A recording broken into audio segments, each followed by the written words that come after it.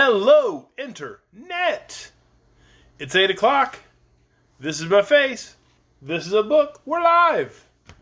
It's time for Chapter 4 of Tik-Tok of Oz, the 8th book in L. Frank Baum's Oz series. Chapter 4 is titled Betsy Braves the Billows. Now, if you recall, last night's chapter was called Magic Mystifies the Marchers. So we're doing like a letter thing here. Betsy Braves the Billows. Lots of B sounds. So let's see. I don't even know who Betsy is. I haven't figured out what her voice is going to sound like.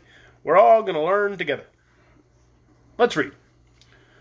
The waves dashed, and the lightning flashed, and the thunder rolled, and the ship struck a rock.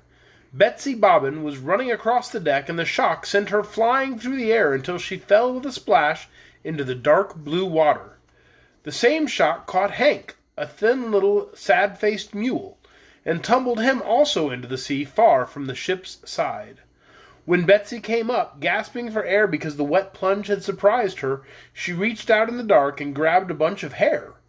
At first she thought it was the end of a rope, but presently she heard a dismal hee-haw, and knew she was holding fast to the end of Hank's tail. Suddenly the sea was lighted up by a vivid glare. The ship, now in the far distance, caught fire, blew up, and sank beneath the waves. Betsy shuddered at the sight, but just then her eye caught a mass of wreckage floating near her, and she let go the mule's tail and seized the rude raft, pulling herself up so that she rode upon it in safety. Hank also saw the raft and swam to it, but he was so clumsy he never would have been able to climb upon it had not Betsy helped him to get aboard. They had the crowd close together, for their support was only a hatch cover torn from the ship's deck, but it floated them fairly well, and both the girl and the mule knew it would keep them from drowning. The storm was not over by any means when the ship went down. Blinding bolts of lightning shot from cloud to cloud, and the clamor of deep thunderclaps echoed far over the sea. The waves tossed the little raft here and there as a child tosses a rubber ball, and Betsy had a solemn feeling that for hundreds of watery miles in every direction there was no living thing besides herself and the small donkey. Perhaps Hank had the same thought, for he gently rubbed his nose against the frightened girl and said, "Hee-haw," in his softest voice, as if to comfort her. "You'll protect me, Hank dear, won't you?" she cried helplessly, and the mule said, "Hee-haw," again, in tones that meant a promise. On board the ship, during the days that preceded the wreck, when the sea was calm, Betsy and Hank had become good friends, so while the girl might have preferred a more powerful protector in this dreadful emergency, she felt the mule would do all in a mule's power to guard her safety. All night they floated. When the storm had worn itself out and passed away with a few distant growls, and the waves had grown smaller and easier to ride, Betsy stretched herself out on the wet raft and fell asleep. Hank did not sleep a wink.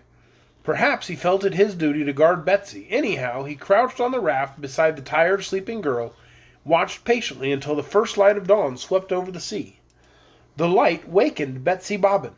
She sat up, rubbed her eyes, and stared across the water. "Oh, Hank, there's land ahead!" she exclaimed. "Hee-haw!" answered Hank in his plaintive voice. The raft was floating swiftly towards a beautiful country, and as they drew near, Betsy could see banks of lovely flowers showing brightly between leafy trees, but no people were to be seen at all.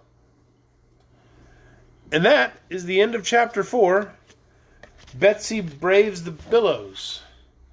So I still don't know who the heck Betsy is. Or Hank, for that matter. But I'm going to guess they're floating into the land of Oz.